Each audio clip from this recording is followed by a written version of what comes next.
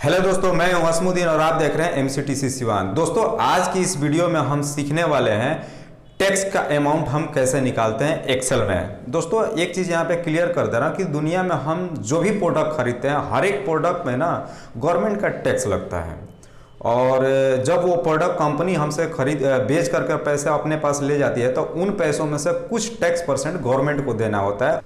मान लीजिए कि कोई अगर आप प्रोडक्ट खरीदते हैं, उस प्रोडक्ट की कीमत है 1,000 रुपया, एमआरपी लिखा होता है 1,000 रुपया।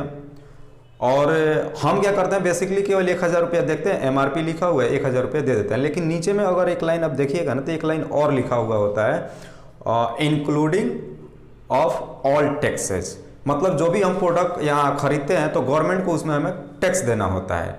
तो किसी भी प्रोडक्ट को टैक्स कैसे निकाला जाता है, इस वीडियो में हम वही सीखने वाले हैं कि एक्सेल में किसी भी प्रोडक्ट का टैक्स कैसे निकालते हैं। वीडियो को मैं लंबा नहीं कर रहा हूँ, आइए सीधे स्क्रीन पे चलते हैं और देखते हैं कि किसी भी प्रोडक्ट का टैक्स अमाउंट कैसे निकालते हैं। अगर ये वीडियो आपको पसंद है तो एक लाइक करके ना चैनल को जरूर सब्सक्राइब कर लीजिएगा।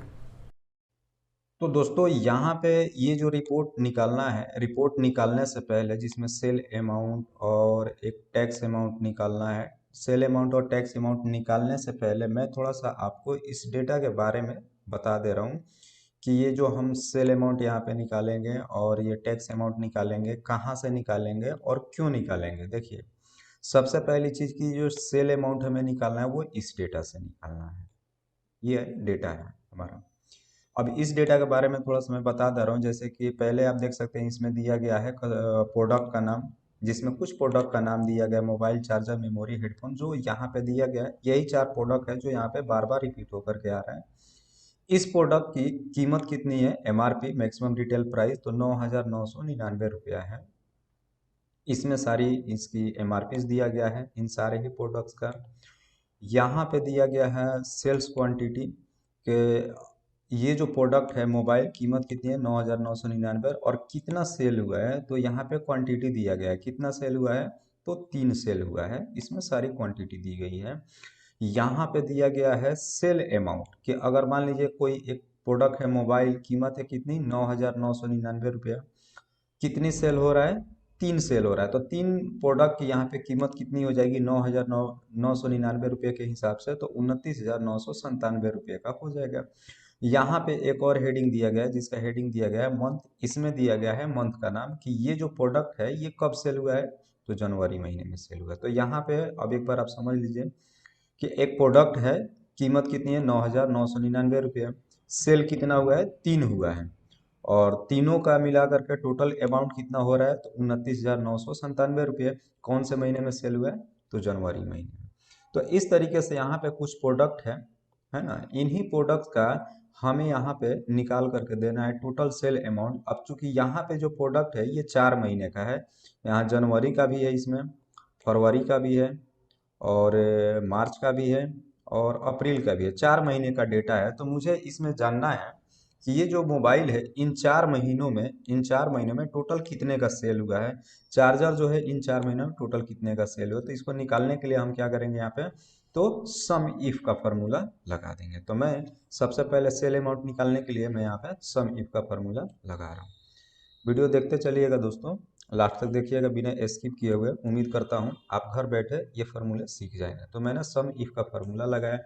सबसे पहले इसमें बोल रहा है अपना रेंज बताइए, तो रेंज क्या हो जाएगा। अब देखिए यहाँ पे हमारे पास क्राइटेरिया क्या है, प्रोडक्ट का नाम, तो रेंज क्या हो जाएगा हमारा, तो प्रोडक्ट का नाम, ये मैंने रेंज ले लिया। जैसे ही मैंने रेंज लिया, कह रहा कॉमा लगाइए, मैंने कॉमा लगाया। अब कह रहा है कि इसमें आप अपना क्राइटेरिया बता दीजिए कि जो आपने ये रेंज लिया है इसमें आप किसको सर्च करना चाहते हैं। तो मैं इस रेंज में किसको सर्च करना चाहता हूँ, मोबाइल को, तो मोबाइल में क्या हो जाएगा, क्राइटेरिया। तो मैंने मोबाइल को ले लिया, ये क्राइटेरिया हो गया। फिर मैंने कॉमा लगाया। अब कह रहा है सम रेंज, सम रेंज बताइए, तो सम रेंज क्या हो जाएगा, वो कॉलम जिसको हम जोड़ना चाहते हैं। सम मतलब क्या हो गया, जोड़ना, तो जिसको हमें जोड़ना है उसको रेंज लेना है। तो हमें जोड़ना किसको है, तो सेल अमाउंट को, क्योंकि हेडिंग हमने क्या लिया है, सेल अमाउंट। तो मैंने सेल अमाउंट ले लिया। अब चूंकि फार्मूला यहीं पे क्लोज हो जा रहा है, मैंने इसको बंद कर दिया। ये लीजिए, निकल गया। टोटल कितना आ गया, तो इन 4 महीनों में जो मोबाइल सेल हुआ है वो टोटल सेल हुआ है 1,99,980 रुपये का। अब एक निकल गया है, मैं इसी को ड्रॉप डाउन कर दे रहा हूँ।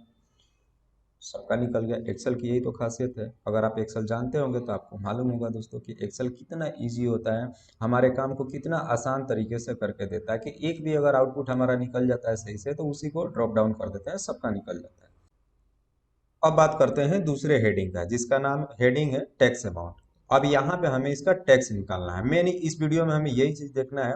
देखिए दोस्तों, सेल अमाउंट निकालना था, हमने सेल अमाउंट निकाल लिया, सेल अमाउंट हमारे डेटा में दिया। दूसरा निकालना है टैक्स अमाउंट, टैक्स अमाउंट हमारे डेटा में नहीं दिया। अब थोड़ा सा एक यहाँ पे ना आपको समझा दे रहा हूँ टैक्स अमाउंट होता क्या है। देखिए, मान लीजिए कोई अगर आपका प्रोडक्ट है, मैं यहाँ पे लिख करके आपको समझा दे रहा हूँ। कोई प्रोडक्ट है मोबाइल, इसकी कीमत है 10,000 रुपये, 10,000 रुपये कीमत है। ठीक है दोस्तों, अब ये 10,000 रुपये कंपनी हमसे ले लेती है, पर ये 10,000 रुपये का जो मोबाइल होता है इंक्लूडिंग टैक्स होता है। अब गवर्नमेंट कहती है कि आपने जो प्रोडक्ट बेचा है, ये 10,000 का जो मोबाइल बेचा है आपने, इस 10,000 में हमें इसका 10% टैक्स भी चाहिए, 10% टैक्स भी चाहिए। तो 10% के हिसाब से, इस 10,000 का 10% के हिसाब से टैक्स कितना बनेगा, तो मैंने इक्वल टू ये 10,000 टोटल अमाउंट हो गया, इसमें मैंने क्या किया, मल्टीपल कर दिया, कितने से, 10% से। तो ये निकल गया कितना, 1,000 रुपये, 10% टैक्स हो गया। यहाँ पे भी ना वही चीज निकालना है कि अगर ये अमाउंट है, टोटल मोबाइल सेल हुआ 1,99,980 रुपये का, तो इसका मोबाइल का 10% टैक्स बताना है। तो 10% टैक्स कितना होगा। दूसरा यहाँ पे प्रोडक्ट है चार्जर का, तो चार्जर का टैक्स कितना है, 3%।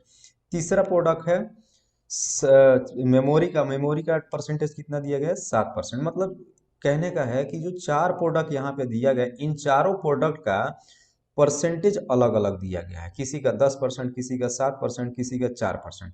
तो वन टाइम में हम टैक्स कैसे निकालेंगे, क्योंकि अगर मैं इक्वल टू ये ले लेता हूँ, ये टोटल अमाउंट हो गया, मैंने इसमें मल्टीपल कर दिया कितना, तो मोबाइल का कितना है, 10%, तो मैंने यहाँ दे दिया 10%, मैंने परसेंटेज लगा दिया, मैंने इंटर किया, 10% तो निकल गया, किसका, मोबाइल का। अब एक्सेल में यही खासियत, मैं पहले भी आपको बताया कि एक अगर निकल गया, इसी को ड्रॉप डाउन करते हैं तो सबका निकल जाता है। देखिए यहाँ पे सबका निकल तो गया है, यहाँ पे चार्जर का भी निकल गया, मेमोरी का भी निकल गया, हेडफोन का भी निकल गया, लेकिन प्रॉब्लम क्या है कि सारे ही प्रोडक्ट का ना 10% के ही हिसाब से निकाला है, लेकिन सारे प्रोडक्ट का हमें 10% नहीं देना है ना। चार्जर का कितना देना है, 3%, मेमोरी का कितना देना है, 7%, हेडफोन का कितना देना है, 4%।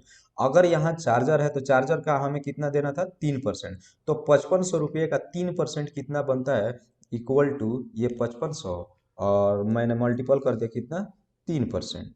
तो 3% के हिसाब से इसका कितना बनता है, 165 रुपया। और यहाँ पे कितना दिखा रहा है, 550 रुपये। उम्मीद कर रहा हूँ अब आपको समझ में आ जाएगा कि यहाँ पे इसका निकलना चाहिए था 165 रुपया, और कितना निकला है, 550 रुपये। क्यों निकला है, क्योंकि ये जो हमने निकाला ये 3% निकला है, और ये जो निकला है ये 10% निकल गया।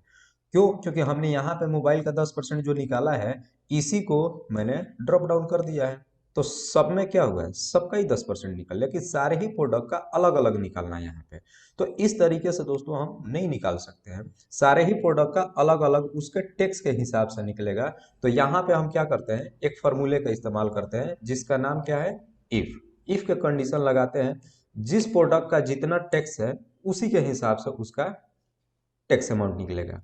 तो देखिए, मैंने सबसे पहले इफ का फॉर्मूला लगाया, इसमें कह रहा है लॉजिकल टेस्ट। तो लॉजिकल टेस्ट क्या हुआ, यहाँ पे जो हमें टैक्स अमाउंट निकालना है, वो टैक्स अमाउंट हमें इसके प्रोडक्ट के बिहाफ पे निकालना है। अगर ये प्रोडक्ट मोबाइल है तो मोबाइल का यहाँ पे परसेंटेज देगा, अगर ये चार्जर है तो चार्जर का अमाउंट देगा, अगर ये मेमोरी है तो मेमोरी का यहाँ पे टैक्स अमाउंट देगा। तो मैंने इफ का फॉर्मूला लगाया, और सबसे पहले लॉजिकल टेस्ट सवाल किससे करेंगे हम, तो प्रोडक्ट से करेंगे कि यदि ये, ध्यान से देखिएगा दोस्तों, ये वीडियो फार्मूला जो मैं लगा रहा हूँ बहुत काम की चीज़ है, हर एक कंपनियों में यूज होता है। मैंने इफ का कंडीशन लगाया, मैंने सवाल किया कि यदि ये S2, अब S2 में क्या है, मोबाइल, मैंने बोला कि ये S2 इक्वल टू क्या है, मोबाइल, अगर इस सेल में मोबाइल है।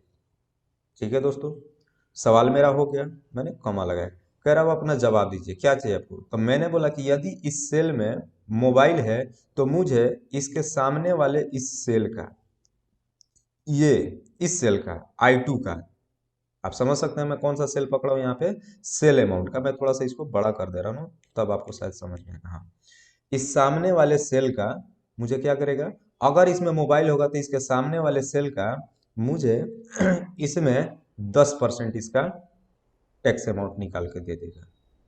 ठीक है दोस्तों, एक निकल गया, मैंने कॉमा लगाया। कह रहा अगर वो नहीं हुआ इसमें मोबाइल तो आपको क्या चाहिए। तो देखिए नहीं होगा तो इसका जवाब मैं यहीं पे दे सकता हूँ, पर जवाब हमें एक ही देना पड़ेगा और जवाब अभी हमें कितना देना है, इन तीनों का जवाब देना है। तो मैं क्या करता हूँ, यहाँ पे इस फॉर्मूले का जवाब देकर फॉर्मूले को बंद नहीं करता हूँ, मैं यहाँ पे फिर से एक बार और इफ लगा देता हूँ। और जब फिर से इफ लगाऊंगा तो फिर से सवाल करना पड़ेगा, फिर से सवाल जब मैं करूंगा तो 2 बारी जवाब देने को मिल जाएगा। तो मैंने फिर से जब इफ लगाया, फिर इसी से सवाल करो कि यदि इस सेल में इक्वल टू, इस बार क्या सवाल कर दे रहा हूं चार्जर का, कि यदि इस सेल में चार्जर है। ठीक है, सवाल हो गया कि यदि इस सेल में चार्जर है, सवाल हो गया, कॉमा लगा। कह रहा क्या चाहिए आपको, मैंने बोला कि इसके सामने वाला जो सेल है, मैं यहाँ पे क्लिक करके इसके सामने वाला सेल पकड़ ले रहा हूँ I2। तो इसके सामने वाला जो सेल है, इस सेल का अगर चार्जर होगा तो क्या करेगा, 3% दे देगा। तो मैं इसमें मल्टीपल कर दे रहा हूँ 3%, ये लीजिए, कॉमा लगाया मैंने। अब लास्ट एक और सवाल का जवाब देना है यहाँ पे, है ना, पर अभी भी हमें जवाब कितना देना है, 2 देना है। तो इसलिए मैं क्या करूँगा, फिर से इफ लगा दूंगा। यदि इस सेल में, बार बार हम उसी सेल से सवाल करेंगे, बार बार हम H2 से ही सवाल करेंगे और बार बार I2 से ही जवाब लेंगे। बार बार सवाल किससे होगा, H2 से, जवाब किससे लेंगे, I2 से, सवाल किससे होगा, H2 से, जवाब किससे लेंगे, I2 से। फिर से मैंने सवाल किससे किया, H2 से, कि यदि इस सेल में इक्वल टू, इस बार हम किसका सवाल कर दे रहे हैं, मेमोरी का, कि यदि इस सेल में मेमोरी हो, मेमोरी हो। ठीक है, सवाल हो गया कि यदि इस सेल में मेमोरी है तो क्या चाहिए आपको, मैंने कॉमा लगा दिया। यहाँ पे जवाब दें कि यदि इस सेल में मेमोरी होगा तो क्या करेगा, तो इसके सामने वाले अमाउंट का और इसके सामने वाले सेल का I2 का मुझे क्या करेगा, 7% निकाल के दे देगा। तो मैं इसमें मल्टीपल कर दे रहा हूँ इंटू 7%, 7%, मैंने कॉमा लगाया। अब कह रहा अगर ये तीनों नहीं होगा, जैसे कि इस सेल में H2 में H2 में H2 में 3 बारी मैंने सवाल किया, तीनों में मैंने एक बारी मोबाइल का सवाल किया, एक बारी मैंने चार्जर का सवाल किया, एक बारी मैंने मेमोरी का सवाल किया। अब लास्ट में एक ऑप्शन मिल जाता है यहाँ पे कि अगर इन तीनों में से कोई नहीं होगा तो क्या चाहिए। तो मैं यहाँ पे जवाब देगा कि अगर इन तीनों में से कोई नहीं होगा तो बाकी का मुझे 4% निकाल देगा। क्यों, क्योंकि अगर इन तीनों में से अगर कोई नहीं होगा तो क्या होगा, हेडफोन होगा। बिल्कुल, क्योंकि हमारे पास 4 ही प्रोडक्ट है। तो मैंने बोला कि यदि इन तीनों में से कोई नहीं होगा तो इसके सामने वाले सेल का यहाँ पे जो अमाउंट है इसका मुझे कितना दे देगा, तो 4% दे देगा, 4%। अब यहाँ पे मैंने 3 बारी फॉर्मूले लगाया इफ का, तो 3 बार ब्रैकेट ऑन हुआ है, 1 2 3। तो मैं अब इस फार्मूले को यहीं पे क्लोज करता हूं, क्योंकि अब इसके आगे अब कोई ना सवाल करने का मौका है ना कोई जवाब देने का चांस बनता है। तो मैं यहीं पे इस फार्मूले को बंद करता हूं। तो मैं इसको बंद कितने बार करूंगा, 3 बार, 1 2 3, 3 टाइम इसको बंद कर दिया मैंने एंटर किया। तो कितना निकल के आ गया, 19,998 रुपया। किस हिसाब से, तो 10% के हिसाब से 1,99,980 रुपये का 19,998 रुपया 10% के हिसाब से। अब इसी को अब अगर मैं ड्रॉप डाउन करता हूं तो देखिए कितने बेहतरीन तरीके से निकल के आ गया। यहाँ पे अगर चार्जर है तो कितने हिसाब से दिया है, 3% के हिसाब से दिया। अगर मेमोरी है तो किस हिसाब से दिया है, 7% के हिसाब से दिया। अगर हेडफोन है तो किस हिसाब से दिया, 4% के हिसाब से। अब एक एग्जांपल मैं आपको चेक करके भी दिखा दे रहा हूँ कि अगर ये 1600 रुपया है, इसका मैं 4% निकालूं तो मेरा टोटल अमाउंट कितना आता है। तो मैंने 4% लगाया, ये लीजिए कितना निकल गया रहा, 64 रुपया। बिल्कुल सही, 64 रुपया। इस तरीके से दोस्तों आप किसी भी प्रोडक्ट का टैक्स अमाउंट निकाल सकते हैं कि अगर आपके पास प्रोडक्ट 3-4 हो या 5-7 जो भी हो, एक्स्ट्रा हो, और उसमें हर एक प्रोडक्ट का अलग अलग अगर टैक्स परसेंटेज दिया गया है तो एक बार में ही आप सारे प्रोडक्ट का टैक्स अमाउंट कैसे निकालेंगे। तो सिंपल सा है दोस्तों, इफ का कंडीशन लगाइए, इफ का फार्मूला लगाइए, इफ के फार्मूले से सारे टैक्स अमाउंट निकल के आ जाएगा। उम्मीद करता हूँ वीडियो आपको पसंद आया होगा। अगर पसंद आई हो तो एक बार लाइक करके चैनल को जरूर सब्सक्राइब कर लीजिएगा।